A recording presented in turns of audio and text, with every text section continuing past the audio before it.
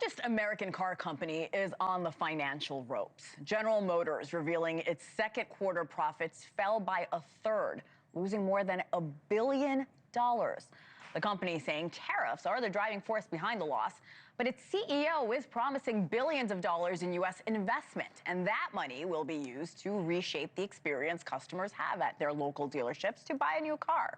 With us now, Joe Hill, General Sales Manager at Shea Buick, GMC and Chevrolet in Flint, Michigan. Nice to see you, Joe. Good morning. Good morning. Thanks for having me. Of course. I really want to talk about this because we see that $1 billion+ figure in losses from GM, but I want to hear from you on the dealership level. What are you seeing at your dealership? Are financial losses as concerning for you, or is business holding steady? You know, for our business in March or April, our business was very, very good. Into May and June, we saw a decline, not necessarily from the profit margins, but from the lack of customers coming into our stores. So the biggest concern that we have is that customer sentiment, right? Are they concerned about the tariffs or the discussions about tariffs that's preventing them from making these large dollar decisions that historically they've made? And until dealerships sell cars, manufacturers don't need to build them. So dealerships are certainly those conduits in small towns across America. We employ a lot of people, and we're doing our very best to counter the terrorism discussions, which, by the way, have not hit any of the vehicles, at least that we sell at General Motors back. Joe, I'm curious. What do you say to customers who express concerns over excessive costs due to tariffs when they're looking for a new car? Yeah, I mean, what we suggest to them right now is the cars haven't been assessed tariffs at this point, right? So if it is somebody, and we do have probably 20% of our consumers are saying, hey, listen, we're concerned about the cost of the vehicles going up, the cost of the parts going up that they buy to repair their cars, then act now, right? The truth of the matter is that, we don't know what will happen 60, 90 days from now, but what we do know is the cost of the vehicles today. And most consumers are understanding of that and surprisingly supportive of it. So they move forward and buy a vehicle, or they're making a different decision, of which we sell as well. They're buying used vehicles, which is still an option for them. Yeah, have you seen a jump in customers buying U.S.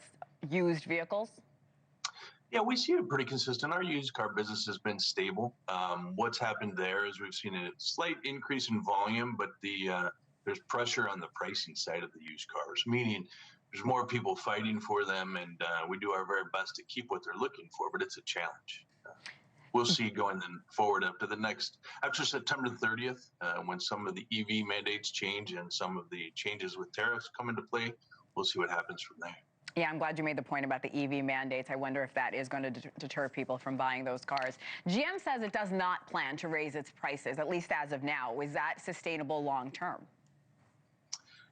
I would hope so. I'm also not naive. I think some of the vehicles that are built outside the United States, at least from GM's standpoint, are some of the most price-sensitive cars in the industry. The small SUVs, the mid-size SUVs, a lot of those are built overseas right now, and they're coming back to the United States. Lake Orion, Michigan, close to here. We're going to add 1,800 jobs, which we're optimistic about that, so that's a good thing. But on the other hand, we're also not naive. The entry-level SUVs and the, let's say, price point cars, those are the ones that most consumers need. The luxury cars and the expensive trucks, those customers are less bothered by a tariff. While it may bother them, they're still going to buy a more expensive large SUV like a Tahoe or a Yukon or an Escalade versus someone who's spending $25,000 and you increase the price of the car by $3,000 or $4,000. I don't know that GM's made that decision of how they will pass through any tariffs that have been assessed, but I haven't seen them in the price of my cars. So what we have on the ground, that's what we're selling, and we're going to make the best of it while we can. You mentioned that some customers have expressed a little bit of concern about parts and them costing more down the line. What are they saying, especially with the possibility of parts being built outside the U.S.? How has that impacted your parts department? Yeah, I mean, the thing with parts, I think we have to remember, when someone's car breaks, they're in immediate need of that part. Right. And in today's world, if someone has to wait a day, it's an eternity.